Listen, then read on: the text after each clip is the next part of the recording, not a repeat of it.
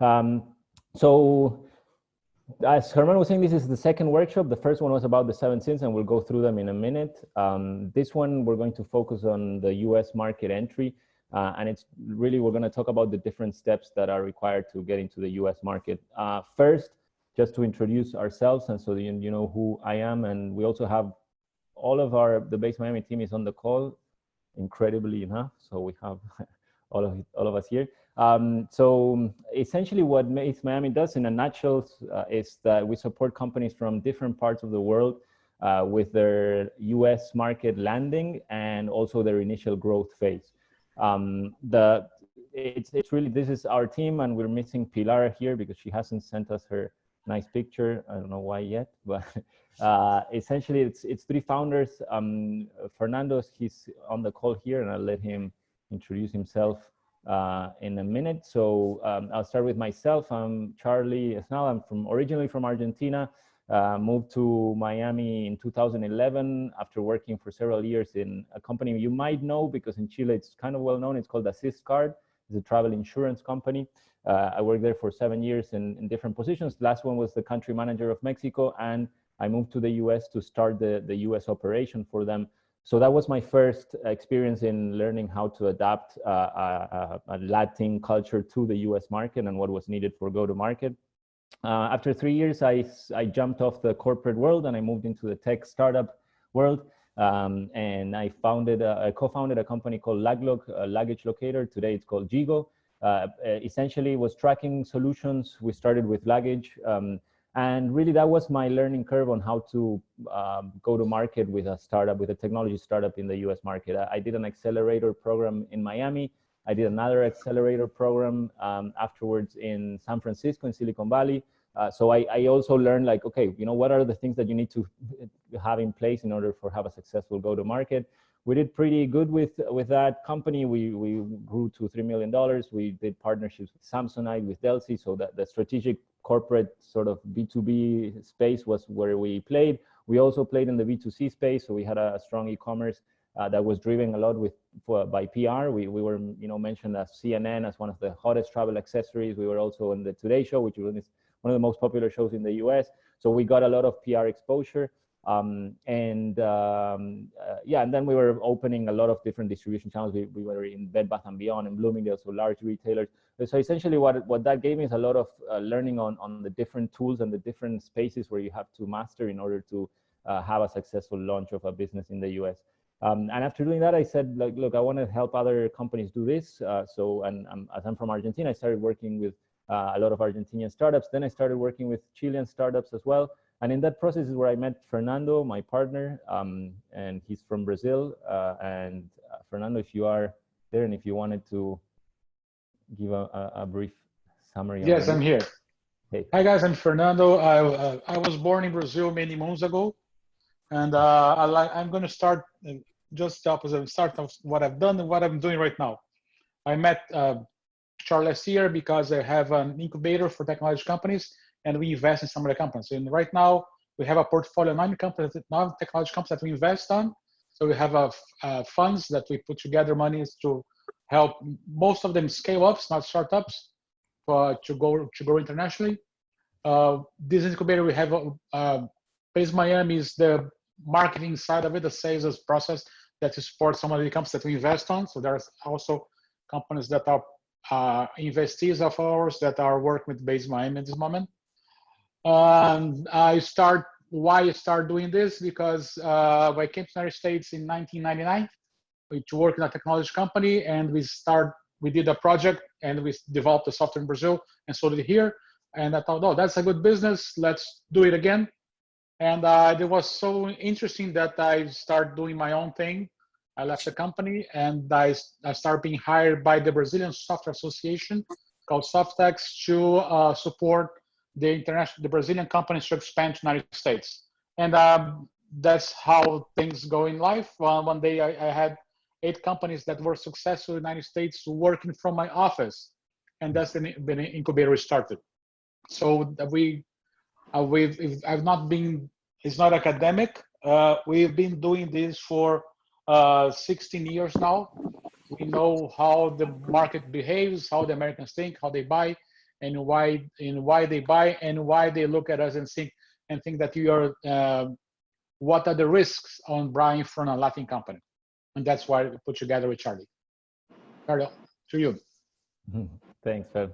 Yeah, and Fernando, so he's kind of our technology expert, so he knows a lot about products and trends. He works very close with Gartner, so anything that has to do with product, it's definitely his arena. And also the back office, he has a strong, we have a strong back office team in our offices. We have a small co-working space in Coral Gables where we house our companies, and we do everything that has to do with opening their LLCs, starting their bank accounts, setting up their accounting systems, and even doing the back office so the founders can focus really on their market and on their sales, and all the rest is taken care of by the team we have there. So thanks for Fed. And then the third partner is Jeff Snyder. He's not here today. He's a New Yorker, born in New York, moved to Denmark, started his company in Denmark, and then took it to Silicon Valley back in the 2000s. So he's an early Silicon Valley guy. He sold that company to Ericsson. Then he had another company that he sold to Avaya. And then he was focused on helping fundraising for other startups. He raised about $50 million in Silicon Valley.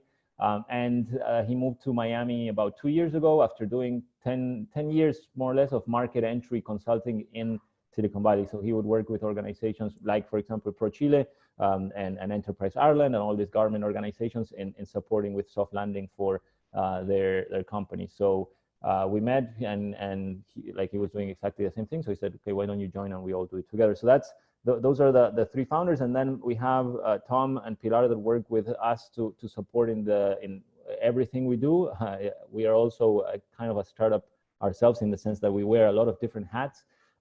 So Tom is our head of marketing, and Pilar is our venture analyst and also our outreach specialist. So that's essentially who Base Miami is. In terms of what we do, really, I think our mission and our concept is that we accelerate the learning curves for US market entry. That's essentially what we do through different programs that are structured that you can see there, and happy to share more on this when we finish the presentation. And as we said, well, we did this last time, and I encourage to do it again, even if some of you were already here last time, but we want to make this interactive in terms of the presentation, but at the same time, we don't want to disturb the flow of it so that we're not here all day, because we'll have other things to do as well. But yes, I encourage you to participate in the chat, even if you can share your name, your company, your position, and a very small kind of pitch of what your company does, so that we know who's on the other side, and you guys also know each other, because it's cool if you're all thinking of going to the US, it's good to start getting to know each other now and sharing knowledge and sharing ideas. So we encourage you to share that on the chat. Okay, so that's that. In terms of questions during the presentation, yes, you can ask questions while I'm going through, and depending on how we're doing with time, I'll answer them right then and there, or I'll wait until the end of the presentation for answering all the questions at once, so that we don't make this too long for the ones that are not interested in those questions. All right, so what we're going to see today, as we said before, is really all the different steps that are needed to prepare your go-to-market strategy in the US. You know that before you start to sell, that's one thing that most entrepreneurs say, okay, I'm going to go out there and sell. Well, before, you need to go through these steps that we're going to show, because it's just a way to de-risk your initial approach to the market. And we won't dive too deep in each concept, because each thing that we're going to present, it's a whole sort of study, and it has a lot of content that we can go over. The idea is to give you a glance of each thing, so that you have enough tools to understand what you need to do, and at the same time that you can go deeper on your own to whatever of these concepts can bring up for you. Okay, so let's start first with, oops, sorry, here. Let's start with what we saw last time. For you that you were not here, and for you that you were, it's good to have some refresher. We did the 7 deadly sins of market entry last time, that are the most common mistakes that we see entrepreneurs making when coming to the US. As I mentioned before, that anxiety of sell, takes over, and there's sometimes a lack of planning or a lack of a thoughtful approach. We have that first workshop recorded, and will be able to share. I think that she already shared it with you guys.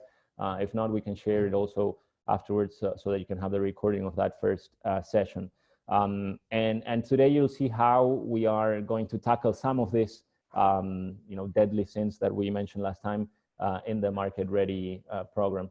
And in terms of the Market Ready, we talked last time, that if all those sins are the mistakes and the things that don't work for people, then what does work, for companies when coming to the US. And of course, well, the US market is a huge market. It's conquering it, it's not an easy fit, and there are definitely no secret formulas. If there was a secret formula, then we would probably be selling it for millions of dollars, but there's not. So, but what we have seen though is that most successful companies do follow a thoughtful and a staged process, and the first step, and it's what we're going to see today, is the market readiness process.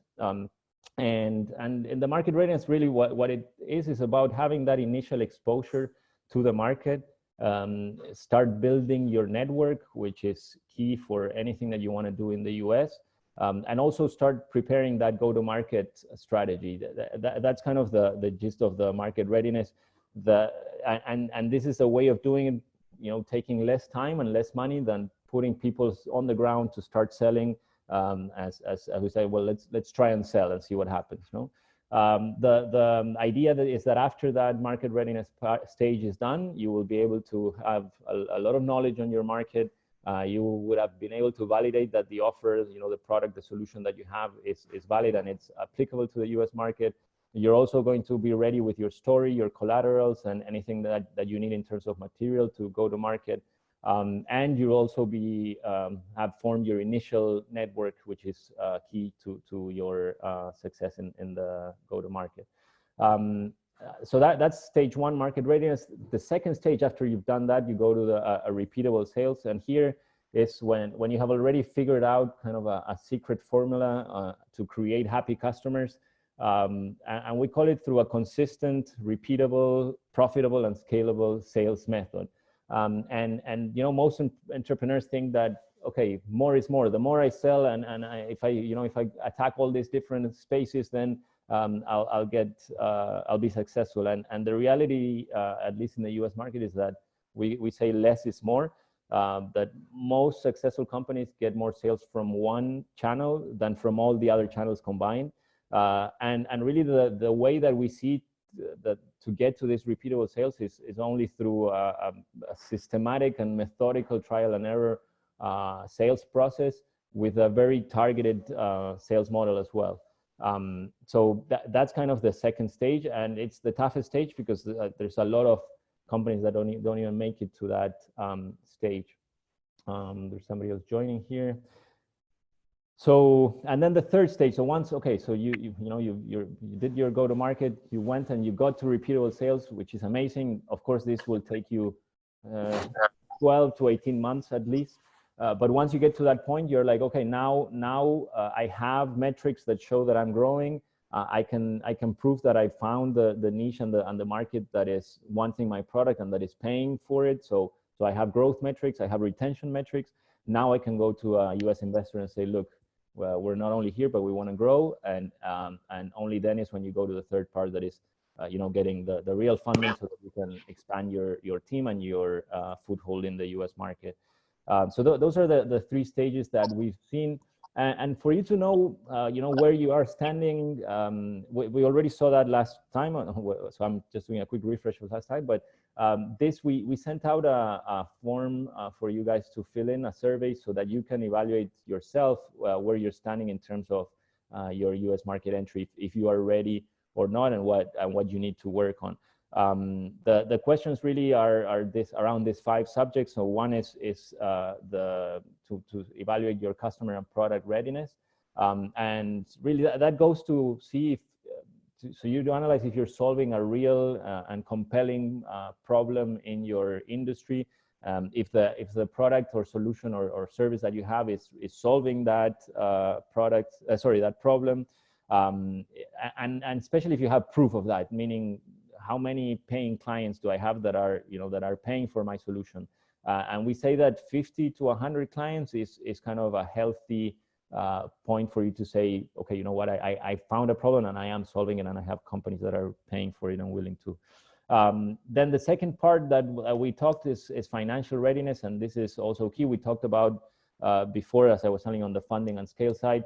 So it will take time for you to be able to raise money in the US, and you have to be able to fund yourself through that process. It's very hard to say that you will be able to self-fund your US operation in less than 12 to 18 months. So we really focus on, get money at home, or unless you have a very profitable and sustainable business at home. And that's where we say, if you have $1 million in revenue per year, then that's something that has enough health for you to support your US market entry. So that's number two. The third part, and it's important, it's the team and investor alignment. I think that somebody tried to talk there. So I'll just mute people just in case. So so all stakeholders need to be aligned here. And what does that mean? That the founding team, the executive team, the investors, everybody has to know and be behind this idea that we're going to the US and we're going to try this in the US. Because it will require a lot of changes in your company, in your structure, in your mindset. It will also require, of course, as we said, like financial commitments. It will require time from the team's allocation. So it's very important that everybody's behind, even our wives or husbands, because probably you'll have to move to the US at some point to do all of this. So it's important that everybody is aware and aligned to that. Mindset is key as well. We see this is a big problem that we see a lot of entrepreneurs that, I'm kind of a hero mentality, which is fine. But when you go to the US, you have to think that I am nobody, I am a startup, and I don't know anything. So forget everything you've learned and kind of start with a fresh mindset, so that you're ready to absorb all the knowledge that you're going to be gaining, because your business as it works in your market is not your business as it would work in the US. So this is very important, that you don't think that you know it all, but that you know that you don't know it all. And then the last thing is if it's movable, and meaning who's going to move to the US. It's very hard or almost impossible to run a US launch from your country. Today, of course, that coronavirus and these times that we're living, it's changing every paradigm for everything. So this is kind of something that we have to take into account. But really, getting immersed in the local culture and being part of the local community is super key. So we always say that you'll need 1 or 2 founders moving to the US for those initial at least 2 years to make this the kickstart of the company in the US work. So those are the 5 questions. We sent this in a survey for you guys that you haven't received it. We'll probably be able to resend it, and we encourage you to respond, because we're going to be evaluating each one of those responses and give you feedback on how we think that you are positioned for your US market launch. Okay, so now when you're thinking of, you're thinking about the biggest market in the world, you're thinking about expansion. It's like, okay, where do I start? What do I do first? And I think that, or we think that the most important thing is to have clarity on your goals, on what is it that I want to achieve really in the United States? Why is it that I'm going there? And it cannot be, because I want to sell more. I want to see if I can get a client. It has to be a thoughtful and long-term goal that you want to achieve. And I don't know if you're familiar with the SMART goals. It's out there, the information as well for you to get it. But it's, they have to be specific goals, measurable, attainable, relevant, and also time-based. You have to put some time frame to the goals that you're going to set. And these goals have to do with different things that you want to achieve. Is it that I want to have just, distribute my product, so open as many distribution channels as I can? That's all that I want to achieve. Or I want to build strong partnerships so that I can have, you know, different partners in different parts of the country that are going to be selling my product. Or do I want to build my brand? You know, I think that my brand is super important to have it as part of the US market. So that's my goal, and what comes from that large goal. Or maybe it's that I want to position my company as a US company because it helps my credibility, and it will help me have a better penetration in Latin America, for example. Just a lot of companies, for example, come to Miami to say, oh, I have my Miami headquarters, but I sell to LATAM, right? And maybe that's the goal of you coming to the US. Or maybe your goal is, I want to dominate the US market. So my point is, like, think through and understand what is it really that you want to achieve, and then start defining measurable and time frame goals on that specific objective that you have for coming to the US. And then on the second part is also to understand what are your company's capabilities, where are you standing as a company in order to go to the US. And this has to do a lot with different things, from a product service standpoint, but also from an internal structure standpoint, meaning, you know, how many people speak English in my company, for example? Am I ready to support a US market client base? Is the culture within my company ready for internationalization? Have they had any experience with other cultures? Also, my product, is my product you know, translated in all the different parts of it, well, you know, back end and front end. So really understand what will you require. Not thinking again, we're trying to say, like, don't think always how can I sell, but more, am I ready to service this market, right? That's what we say. Those are the two things to focus on. So your goals and objectives, and your readiness in terms of a company and product or service. And this is I forgot to tell you. So this, what I'm going to show you today, all these different steps, is part of what we have as a program that is called Market Ready, and it's so you're going to see all the different steps that we follow with our companies, and we work hand in hand with them. Because we think that the most important thing is that you learn how to do this yourself, and that you do it for your own knowledge. We're not consultants that, okay, we're going to do all the work for you and then show you a PowerPoint. It's more like you need to do the work, and we'll support you, and we'll guide you, and of course that will do part of the work as well. But it's a joint work. So we start usually or always with the business model canvas. And again, as I mentioned before, I'm not going to go deep into what the canvas is, because either you know what the business model canvas is, or if you don't know, there's a whole lot of information. You just go to Google, put business model canvas, and you get a lot of information on this. But the importance of this is for you and of course us when we work together, but for you to have clarity on your business model. We see this as a great way to have sort of a 360 view of your business. It also allows you to find holes, maybe, of things that you're not too strong about, or that you haven't identified yet, or that you don't have clarity on. And it's a way for you to have that, like the first picture. And when you're doing this for the US, you have to be thinking also, does it translate exactly the same to the US, or what are the spaces in my model that I still need to shift or modify, or that I'm not too sure about in the US. And what I wanted to do is show you, while we go through the presentation, I'll show you examples of, and I chose just one company because I thought it was interesting for us to share of how we've worked with them, for example.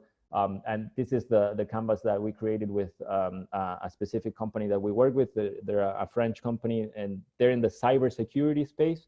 And what they had done is a hardware. It's like a bracelet that was an innovative bracelet that combined RFID and biometrics for personal identification.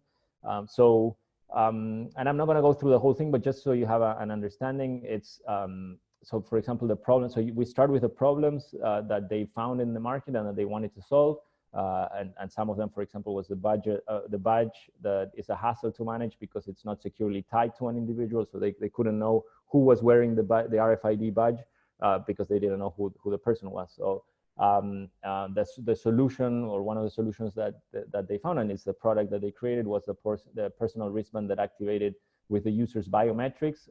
So it would be the same as the badge, but with an additional biometric identification. So that was the solution. Again, ideally here you want to put your top 3 problems, your top 3 features that solve these problems, one next to the other. So you're showing what is solving to the directly, well, from the problem to the solution. Then what are the existing alternatives? So other things that are being used for solving these problems, and metrics in terms of what are you measuring to show that you're solving this problem. Then you have the unique value proposition, and this is a very kind of clear and compelling message that shows why you're different and why companies should take you, or users should take you into account. And in this case, we came up with turns in a minute your existing access control infrastructure into a state-of-the-art biometric access solution for a fraction of the cost. This is kind of a good example of a value proposition. It's a very concise way of showing your value. And then you have the high-level concept, and this is, you've probably heard of the Uber of or something, like when the shared economy started coming. And that's a way of very quickly for people to understand what you do. And in this case, for example, we came up with securing smartwatch. It's the APC, so the automatic passport control of your facility at your wrist. I don't know if you're familiar with automatic passport control, but it's those those screens that you just go through and they read your face and then they know who you are. So essentially, that's what we were trying to convey, that same concept. Unfair advantage is what you have that is different, that nobody can copy you, or that it's very hard for them to copy. Yeah, and in this case, we talked about patents, for example, that they had. It could be the cost of implementation. It depends on your product or service, of course. Then we go to customer segments. So who are the target customers? Who are you trying to reach? And who's the ideal company that would want to use your service? And in this case, it was pharmaceutical labs, water facilities. For example, those were some of the customer segments that we defined on the model. Channels, so how do I get to these customer segments? And so what are the distribution channels that I can find? And we went IT integrators, security solution integrators were different channels that we defined. Early adopters is okay, who do we see that has this mentality of trying new things and working with companies like ours?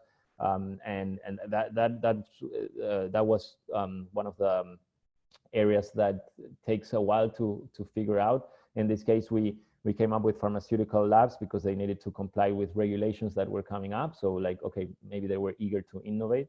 And then the last part is the cost structure and the revenue. So what am I spending, and where is my money going, and where am I getting money from, essentially. So this is the canvas that we see as the first step, so that you have clarity on where you're standing, and if the model will be the same, or if you're already seeing things that you need to change or you want to change for the US market. And the second part, and this is super key and important also, that a lot of times we skip, or we think that market research is just, I downloaded this report from IBIS and now I know kind of what I'm talking about, and we were saying no, that's not how market research should be done. It's really about a combination of reading material and downloading papers, etc., but also a lot of doing and connecting with the ecosystem. So we call it on the ground market research. And what are the goals here? Why do you want to have a market research, and there's somebody else joining there. So the goals is that you want to understand your ecosystem. You want to have a clear map of where you are and what your ecosystem entails. And also you want to start understanding where your product or service fits within that market, right? We have somebody else joining there. So those are the goals really of a market research, and again, it's key that you take this into account and that you spend your time and effort in this phase. I know sometimes it's boring and it's not especially if you're an entrepreneur with a sales kind of mindset. But I would say it's the most important part for you to know exactly where you're standing in the market. So, and what is it that you need here to be able to have a good market research? Of course, you need hard data. So yes, those reports, those metrics, those the actual hard data, so that you can do a data analysis and understand more of the numbers around the market. But besides that, you want to start learning who. Sorry, let me mute here because there's people that are making some noise. I don't know who it is. So you wanna start understanding who are the influencers in the market, who are the key players, and start reading about them and what they are doing. And you can go, of course, that you can use LinkedIn, you can use all these other publications and media that are talking about that specific industry and the problems that you're solving in that industry. And you want to understand what are the conversations that are happening between them, between the thought leaders and the community. So it's beyond the factual hard data. It's more like what is happening today in the industry, and what are these exchanges that are happening. And usually you can find forums, you can find chats, you can find. We use LinkedIn a lot for this, for determining who are the thought leaders and what are they posting about, what are they talking about. So you can get to understand what they're talking about and who are they talking about. So who are these key players in the market. Also, of course, trade shows. And today everything is changing again with the virus, but most trade shows are now going virtual. So that's a new way of doing it. But understand, okay, what are the biggest trade shows in my industry? Who are the companies that go to those trade shows? What are who are the speakers in these trade shows that are the influencers of my market, so that I can start understanding how they think and what they're talking about. And industry trends, of course, like knowing where the industry is going, what's next, what's happening in the next 2 years. Remember that you always want to think long term in the US. You don't want to think what can I do in the next 2-3 months. It's more like, okay, at least for the next 2 years, I'm going to be positioning myself. So where do I want to be in 2 years? Where is the industry going to be in 2 years, right? So those are some of the things that you need to work on in order to do a thorough market research. And in terms of the how, it's of course that you can hire experts in the local market that can support you. There's a ton of free resources. There's constant now, webinars like this one, especially now in the coronavirus. There's been a myriad of webinar and knowledge sharing. But if you look, there's a lot of free resources that you can find. Also get local support, and of course, well, ProChile is here to support you, I guess, as well. And try to find. We believe in acting local first, so going to your local community where you're planning on setting food. For example, if you're going, if you're thinking of Miami, then okay, who in Miami can support me? What kind of organizations are out there? And Miami has a bunch of organizations. Just to mention some, and I saw that Julia just joined here, and she's part of CIC, who is one of our strategic partners here, our community partners in Miami. And they're an awesome resource. They even have a site that is called Why Miami, where you go in there, and it has a ton of information on the industries, on the trends, on what's happening. They have interviews with entrepreneurs that tell their story of how they started their business in the US. So those kinds of things are super cool. Like, look for the local resources, look for the local communities. And I would say, like, sign up to the newsletters, the CIC newsletter or the Refresh Miami newsletter. These are local thought leaders that are constantly pushing out content that you can start reading. And remember, all of these we're talking maybe 6 months before you even set your foot in the US, right? So you want to start pretending that you are local. So pretend that you're already there, and that you want to, and that you can learn what's happening in the industry and in the community. There's also organizations like FIU, the Florida International University, has a division called the Small Business Development Center. They can support you with market research as well, and most of them are free resources that you can just connect with them, and they will, if you're willing, and if you're opening an LLC in Miami, for example, they will give you a lot of different tools. Another one is called Prospera, that they support Latin and minority businesses. So anyways, and then the other thing is the associations. Like, look for the technology committees of the chambers of commerce, for example, or look for the association, I don't know, there's the Florida Custom Brokers and Forwarders Association, which is an association that we work with a lot, that you can just reach out to them and you know, try to talk to them on the phone, try to get information directly from the sources, because they are living and breathing in those spaces. So kind of all this combination of things is what we think market research is.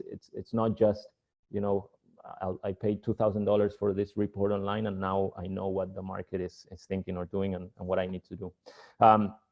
So that's step, I don't know which, I didn't put the numbers of the steps, but I think it's the second one. So, so now that you know and you feel comfortable with the market ecosystem, the value chain, who are the players, okay, so now it's time to focus on in your competitors, and I don't want to say rivals, but more or less, right? And here we also see a big mistake that a lot of entrepreneurs do, that is, they think that their competitor is, I don't know, in the technology space, it's like, no, well, I'm competing with Salesforce or with SAP or with Facebook or Twitter, I don't know, and like these huge companies that there's no way that you can compete with them. So we always say, look at the startups. The local startup is usually your competitor. The local startup is somebody that has already defined the same or found the same problem that you're solving. They've already built a solution, and they're local, so they already have this. They don't need this whole learning curve that you're going to have to go through, and probably they're already funded as well, or they have some funding that might be you know, more than what you have. So we always try to say, look at that space for your competitors, and in order to navigate the competitive landscape, I mean, really the goal is for you to find your space. Where do I want to position myself, and what, you know, what kind of market or target do I want to go after that differentiates me from this competition. And what we use for this is called the petal diagram, and we'll send you more on this after the workshop. But essentially, it's what you see there. The petal diagram, it's really putting your company right in the center, and start choosing adjacent market segments that where your company could participate, right, or could play. So once you define those market segments, and there's usually 5 that in this diagram, then you start putting which are the companies that are the bigger players in those segments. If you can find the startups that are in those spaces, also put the startups that are in those spaces. And if you know the funding that those startups have, put that number as well. Why? Usually venture capital money goes where there is opportunity. So if you see that, in this case, I don't know, in the higher education space, there's a lot of startups that are raising money there, then it means that it's a space where you want to play, and where there's going to be opportunity in the future. And the last thing also is that ideally you want to put some value in terms of dollars for the market value on this. So let me go to, and I don't know if when I'm switching to, I think that you're not seeing me. Let me see who can help me here. Tom, let's see if I can unmute Tom. I cannot. Okay, because I think that you were not seeing what I was sharing. When I'm sharing the other window, you were not seeing it, right?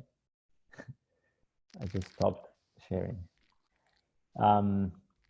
But I'm going to go here. So this is what I wanted to share. This is, for example, before I showed you a canvas, I was going through a whole canvas, and I think that you didn't see it, of this company that we work with. Now, what I wanted to show you is this. This is the petal diagram that we did with them. And as you can see, the company goes in the center. And then you have all the different market segments that we selected with the market value of each one of them. So in this case, what we saw that was the most interesting one was the physical access system, badge, readers, logs, etc., because it was an $80 billion market. So this allows you to understand, okay, where is my biggest opportunity? Where should I start, you know, aiming my cannons towards? And now I'm going back to the presentation. Let me put this here. All right, there we go. Okay, so next. So now that we know, we have the business model, we have the market research, we have the competitive landscape. So now we're ready to define our positioning in the US and create our offer. And that is really our value proposition. We saw that in the beginning. We had a value proposition for our market. And is it directly translated to the US, or do we need to work on changing that and making it different? Oh, sorry, I just unmuted Fernando. So, and what is your value proposition? As we said before, it's a very concise way of you expressing what you have as a difference from anybody else and why you are an attractive option for any buyer that you're aiming to connect with. And in this case, what we call the wow statement. And I wanted to share that with you as well. In this case, give me 1 second here. So, for example, for the company that we were talking before, as an example, we needed to come up with a wow statement. What is a wow statement? It's really a three to four sentences that shows, what is it that you do that is different and that will make others want to talk to you. So it's like it's easy to read and easy to say. And it helps articulate why your company is interesting and compelling. So in this case, for example, for the biometric company that we were talking about, we said, okay, the big idea with this company is to provide a simple wearable solution that turns your existing access control infrastructure into a sophisticated biometric access solution for a fraction of the cost. And this company probably counts with this other company, one of the world's largest water management companies amongst its customers. And here, why we added this, because usually when companies come from abroad and they're not known in the US, it's good to name drop and to say, they're already working with this huge company in their market, so they're credible, right? They have credibility. So that was in this case the value proposition that we defined for them. And then the other thing that is super important and part of the offer is the pricing. And I would say that this is one of the most challenging things because defining where to position yourself in terms of pricing has a lot of different elements for you to take into account. So, and I'm not going to deep dive into how to define your pricing model because it could be a whole webinar of its own. A lot of the things that I was sharing before could be a whole webinar of their own. So the idea today is to go through all the steps, not to go so deep into each one. Essentially, it's about knowing your customer. So knowing what they're willing to pay, what their budgets are, what they're paying today for an existing solution. It's also about knowing your product itself. Like, why is my product different or better? Is it more complex? Do I have to charge more? Can I afford to charge less? Is the model that I want to go through or for is a subscription model, or if it's a bulk payment mode. So it really changes based on the product and the service and the reality. But as I was telling you, it's about knowing your customer, knowing your product, knowing your market as well, and where you can position yourself in that market. And of course, competition is one of the main drivers for defining your pricing, right? Seeing what others are charging and where you want to go. If you want to go higher because you have a premium offering, or if you want to go lower because you want to commoditize more of your service, it really depends. But in terms of pricing, it's important that in the beginning, especially, you have to be ready to calibrate and recalibrate as you go in the first months in the US market. As you're trying these things. So, okay, so now we go out. So, and I said the pricing is the most challenging part, but this is maybe the most, what will require a lot of work from you. Sorry, because it's really going out there to the network and starting to get your first conversations going. And why? Because you wanna see if everything that you gathered and that you created and that you have all these concepts around your business makes sense in the market, and if it resonates with the industry, and with the actual people that are in that industry. And this is what we call it a sanity check. So You want to make sure that what you created is sane and it's not insane. And why it's one of the toughest things, because you need, it doesn't depend on you, it depends on other people supporting you. And the goal here, what is the goal? Is to reach at least 10 ecosystem players to be able to validate your assumptions. You know, the first thing is, okay, I have to get these questions ready. What do I need to answer, so that I know what conversations to have with this ecosystem players that I'm going to reach out to. And here I'll share this are the top 10 questions that we usually define as questions for the and it's called top 10, although there's a bunch more. But ideally, it's like what you want to validate in your model based on what you've designed and developed so far. You know, you want to talk about around the customer. So who's my customer? Is the customer demographic? Is the customer aware of the problem that I'm solving? What are the alternative solutions that they have? Then you also want to know about the channels, for example. So how can I reach that segment? How can I identify them? What is what are the blockers that I can find? You know, the competing products. Also about the product, and this is it's a lot about the product, the pricing, as we said. You know, is that pricing that we thought clear? Like, does it resonate with the ecosystem or not?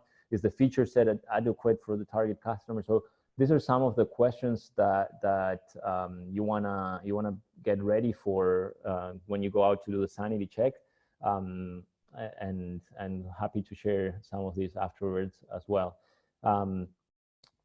So yeah, so as we said, like, so what you need is, okay, I have these questions now, I know what I need to ask, so now I have to go out there and find who's going to answer this for me.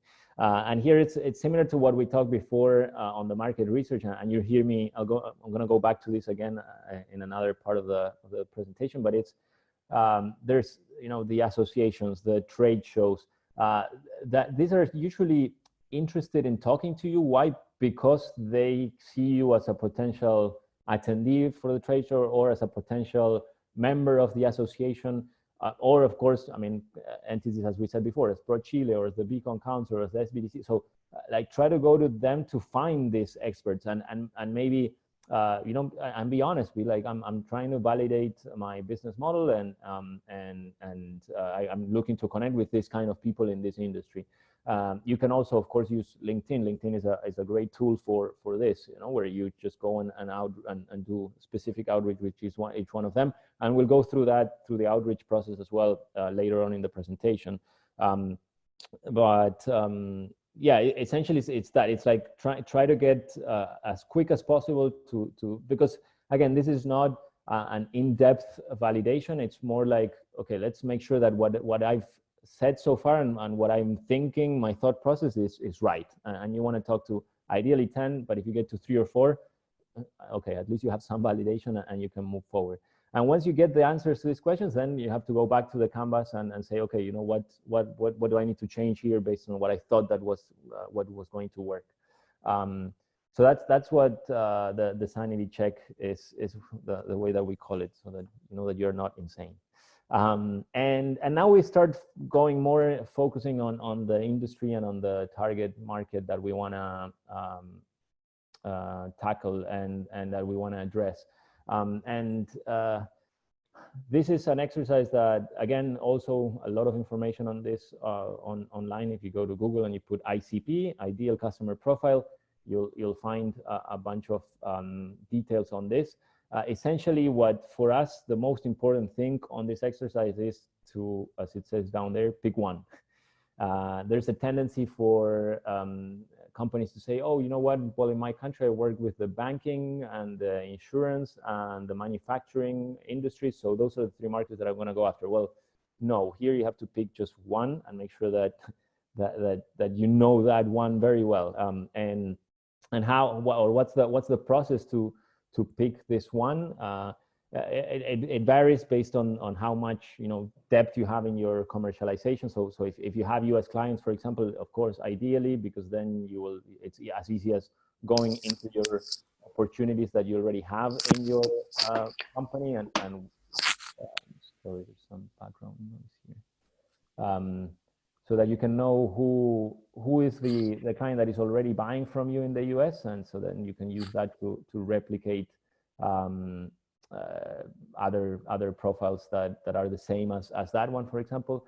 So that's research on your own opportunities that you already have and you're already working on. Even maybe it's in your own market then, because you don't have any US clients. Okay, go into your local market and see what are the companies that are the most successful as clients for me. So the ones that have been with me for the longest time, that are, you know, that the sales cycle, I understand it and I know how long it takes, and the potential of that industry in terms of growth.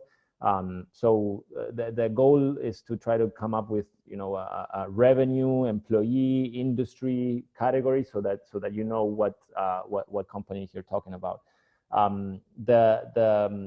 Another thing is also that you can do is go into your competitors, and, you know, you go to their websites or to their content online and see who are they selling to. So who's buying that problem or solution from your competitors, so that you can understand their okay, you know, in this industry, this has already been proven in the US that it works. So look at that also. And when you look at the competitors' clients, look at their industry, again, their size, their geography, so that you can start profiling and understanding who they are, so that you can replicate that. We also do encourage client interviews. So, and that's another thing that we do. It's a questionnaire that will send this to you as well. The Ideal Customer Profile Questionnaire, and these are more first for you to answer. So an internal review of, you know, who are your top 3 to 5 most profitable clients, what problems they solve when using your product, so that you can have a kind of a profile of who's your client today. And here you'll see, you know, the typical profile, as we were saying, size by employees, company revenue, industry. So this is more internal, and then you have an external that is a survey to send to your existing clients. And we love doing this because there's, you know, nobody knows more about your business than, sorry, it says here that sharing is paused. That was my bad. Sorry, I wanted to share. I thought I was sharing this one. Yeah, sorry. So then I guess you missed it. But the Icp questionnaire has, it had some internal questions that you're gonna ask yourself. And then you have the survey that you do to existing clients, where, you know, you have who's the decision maker, what's some of the company data, marketing budgets, etc., goals and challenges. And here it's important to understand what's the real pain point that you're solving for your clients. What's, you know, the purchasing decision. So it's a way of you to kind of being able to extrapolate what you have at home and start defining your ICP based on that. In the US as well. That's kind of the you know, the client interview side of the ICP. And once you have all this, you know, different bits of information, you can start compiling the profile that includes, you know, the background of the client profile. You also have the firmographics. So as we said before, the industry, the size, the amount of employees, the revenues. The tech stack, ideally, so what technologies are they using today, and you know, where you would fit in based on that, on the technology stack that they have. Who are the decision makers within this ideal customer profile, and what are the pain points, and how you're addressing those pain points, their business objectives, ideally, and then just create a list of sample companies that match this ICP that you have defined. Those are some of the steps in order for you to get to that one ICP that we were talking about before, the importance of having just one, right? After that, you go a little bit deeper into, okay, I already defined the ICP, so it's, you know, I don't know, as we said before, insurance companies in this space that have $10 million in revenue and 200 employees, for example. That's my ICP. Okay, now within that ICP is like, okay, who's if you have the decision maker, let's say that it's the CTO, it's the CIO, it's the CMO. Okay, now we have to go deeper into that. Who is that CIO? Who is that CTO? Who is that CMO? And here you're going more into the personal side of like their human nature, right? So what is a buyer persona is really a detailed and fictitious portrait of a marketing target. So who they are, what are their tastes, their habits, their needs, their problems. It's a way to understand your clients from their core, and what do they want to know, what they're looking for out there, who are maybe when they're looking for solutions like yours, who are they looking at and why. And here it's about how they work, their online habits, it's knowing a little bit of what is it that will motivate them to talk to you, so that, and the whole point of all this is that you can start driving your content around the communication that they want to hear. That's really the goal of this. It's like, okay, which is the content that appeals to them? What questions do they ask that I have to answer? What are their objectives and their influences and the real pain points that I'm addressing? So you want to also know, sorry, I have somebody else coming in. So you want to also know the language, right? How do they talk? Like, do I have to be super formal with them? Do I have to be super informal? So you have to understand what is the tone of the way that you're going to communicate with them. And again, to show you an example, and this is what we did, for example, for Base Miami. This is, for example, one of the buyer personas. We defined 3 for us in particular, and one of them was the Chilean entrepreneur, for example, a 45-year-old that lives in Santiago. He's a founder of a high-growth startup. What is their household income, education, some notes about the way of being of this person, that he's a laser focused on getting things done, for example. So he doesn't have time to waste. So when you're communicating, you have to go straight to the point. Activities and behavior, role models, what are the needs, what are their pain points? So, lack of knowledge on how to launch a US operation, or market size is not enough. What he wants to achieve, what is he seeking for, credibility and status, knowledge of product fit, potential triggers, etc. There's a lot of different aspects that you can go in, social and tech, so you can understand their literacy level on the solutions that you're offering, so that you know how technical you have to be in your communication, and what are the unique value propositions that he's going after. So that he has, so that you know what his strengths are, so you can drive on those strengths when you're talking to them. Essentially, that's a whole kind of psychographic and demographic profile of the buyer that you're going to be going after in the US. So that's the next step after the ICP. It's the buyer persona that we were talking about. And what's next? So now I say, we call it like, get ready for your date. And when you're going on a date, especially with somebody that you want to conquer, and in this case it's the US market, you wanna look your best, right? You wanna look good, and you wanna be prepared. So we usually say we start with a branding review, because if you're called Soluciones Tecnológicas, I don't know what, well, then it's not going to resonate in the US. So you have to think of, okay, rebranding. We have to change the name. We have to do something that resonates with the US market. And that's a whole exercise, of course, that you can do. Then have a US landing page. You're going to start having conversations. You're going to start introducing your company to a bunch of people. You want to drive them to a link, and not that it goes to a page in Spanish that tells that you're in Chile, and that this is what you want to position as you're already a US company, you're already in Miami, even, and this is part of when you're starting your soft landing, you can have a virtual office, and I mean we do that thing for our company. CIC is also another option that gives you that capability of virtual offices. and you can have a US address, and so that you can start showing that, you know what, we're here and we're a serious player in the market. So that's the landing page has to be localized. LinkedIn as well. LinkedIn is going to be one of your tools for outreach and for building your network. So make sure that your US LinkedIn page is ready. The most amount of English content that you can have, the better. Then another important thing is a video demo.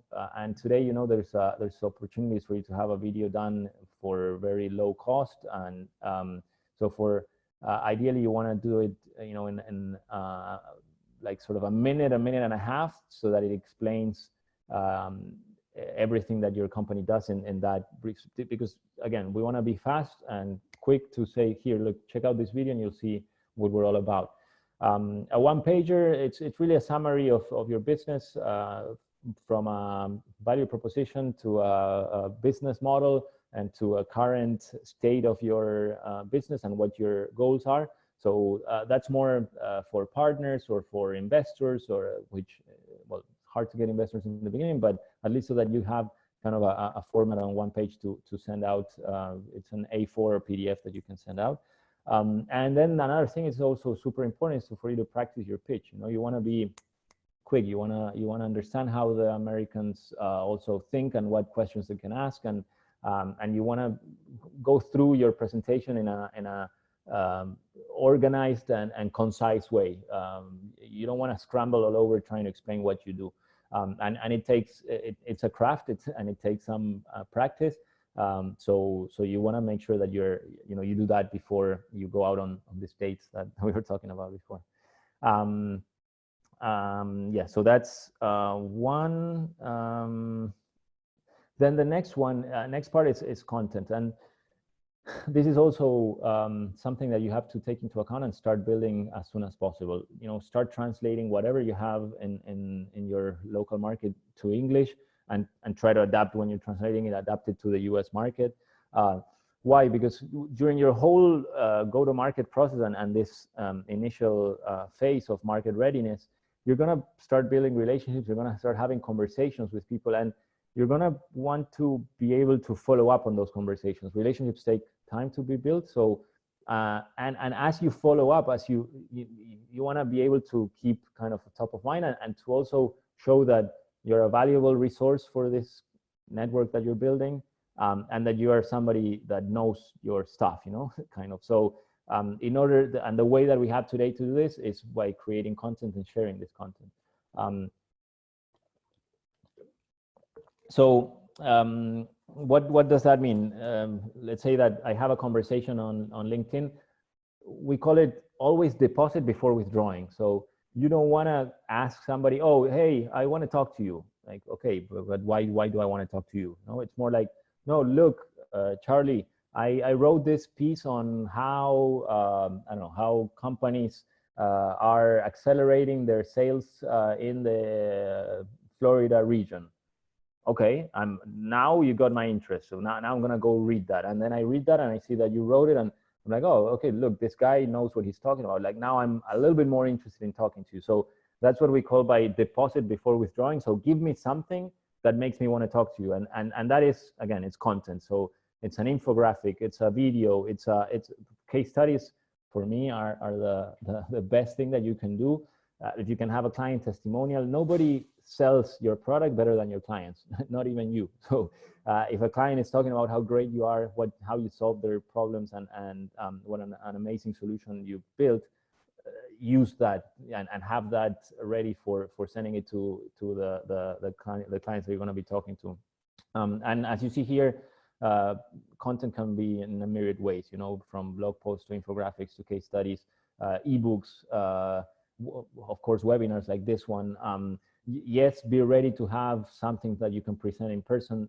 Okay, maybe again now with coronavirus, a lot of the things that we say are kind of at pause. But when you go to these markets, in Miami, for example, there's a lot of local gatherings, you know, and networking events and stuff that if you work in advance and you talk to the organizers, you can probably get a spot if you have something interesting to share.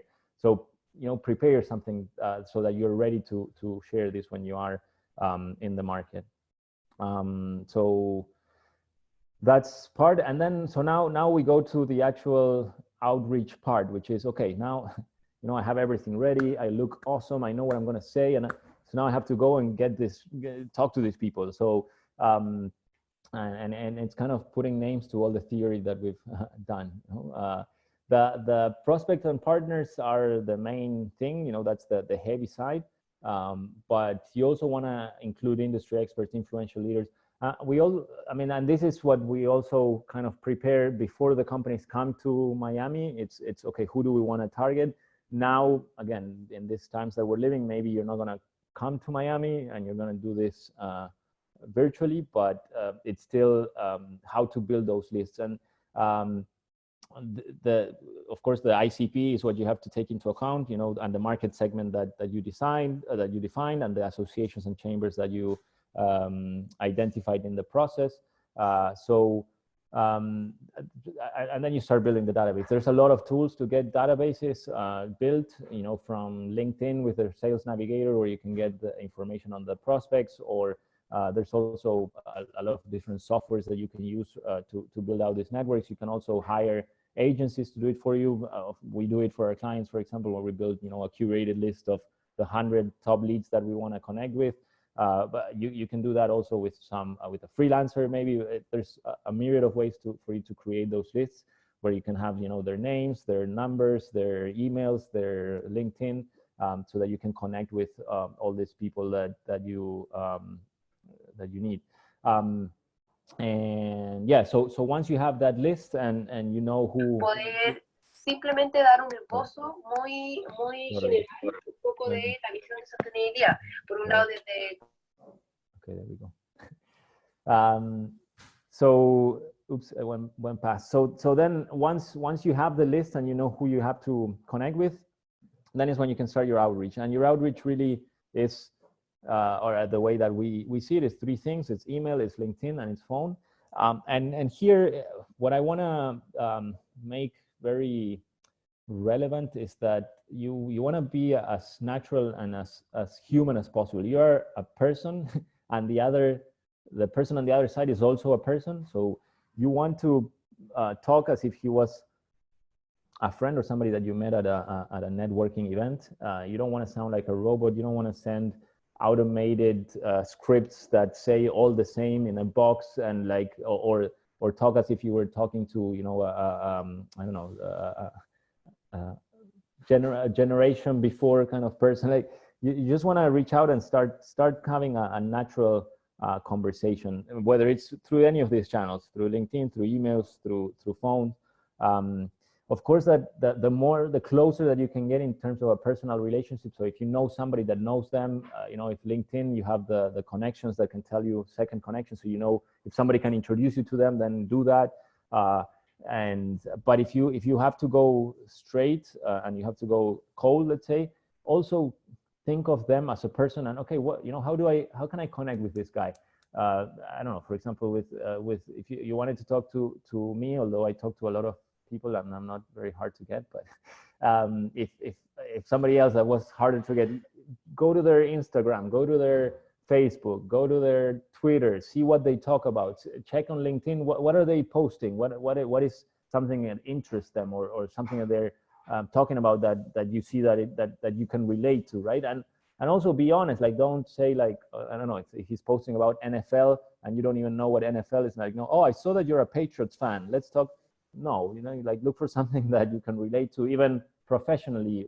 You know, maybe they're posting about something in particular about the technology that you're using or the problem that they're solving, or so try to find that thing that links and that makes you have a different conversation. And it's not like, hey, I want to talk to you and I want to sell you this. You know, it's not that approach. It's building a relation, what you want to do there. So and of course, it's very, like, you can do it manually. You can also, you know, work with other staff, with freelancers. We also do this kind of work. In particular on email, you can set up Cadence Campaigns, as they're called. Always, again, the first message, and it's personalized, it's individualized. Don't do a cookie cutter that you tell everybody the same thing, because that doesn't really work. What you can automate is the follow-up. So it's like, you know, the second email, the third email, the fourth email. And remember here, what we talk about content, here's where it comes very handy, you know, that first approach of depositing before withdrawing. So when you connect with them is, hey, look, Charlie, look at the post that I did that talks about something that you're interested in. And then when you send another email, it's like, oh, hey, look at this client talking about what we do that is cool and that I wanted to talk to you. And then look at this infographic. So you're giving me things that add value and that make me want to, you know, have a conversation with you. So those are the things that you have to take into account when you're doing the outreach to that list that we talked about before. Okay, so we're getting to the end here. So just to quickly run through what we saw. So we said there's, as you can see, there's 12 steps. In our program and Market Ready, we take about 3 months to do all of this. A lot has to do that we already have part of this networks that is the toughest part, you know, to get to talk to these people, and you need 20 or 30 people to talk to initially.